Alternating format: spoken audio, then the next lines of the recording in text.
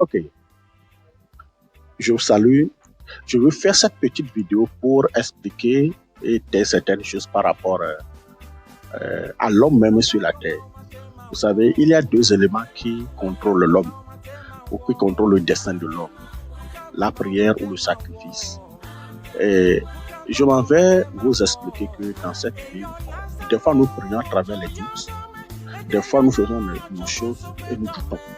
Et le doute est un élément qui empêche l'homme d'atteindre un niveau spirituel développé.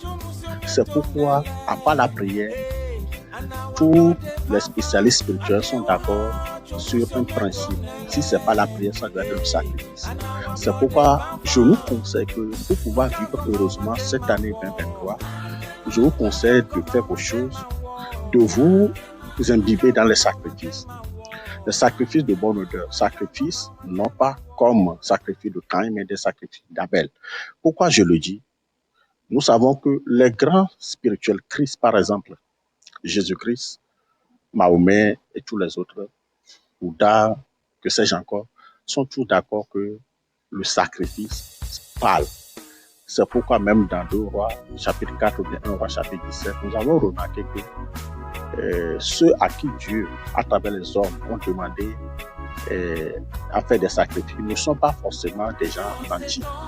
Il y a la cour de Sarepta et la tsunami aussi. Deux personnalités différentes sur le terme de prospérité. Mais les deux ont été sont devant les faits accomplis du sacrifice. Et elles ont accompli des sacrifices. Et même dans leur doute, par exemple, l'autre avait dit que non, homme de Dieu ne me dit pas ça. Autrement dit, l'homme est vieux, la femme elle est vieille, donc l'espoir n'est plus. Comme Abraham aussi, il est vieux, Sarah est vieille. Lorsque on lui a dit que l'année prochaine, à pareil moment, tu vas tomber enceinte, Sarah arrive, la veuve aussi avait dit, homme de Dieu, il ne faut pas dire ça.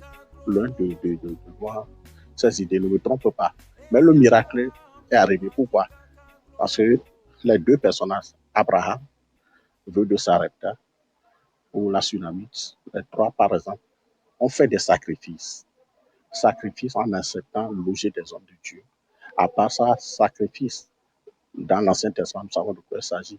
Comme Salomon avait offert des veaux et des brebis.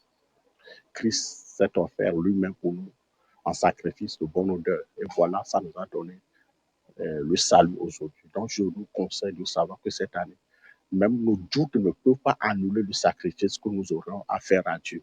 Parce que les sacrifices sont des éléments très purs qui amènent l'aura, l'énergie positive pour déclencher des miracles, même si nous, étant dans la chair, nous doutons. Donc, je veux que ça soit clair pour chacun et que Dieu vous bénisse abondamment. Je vous remercie.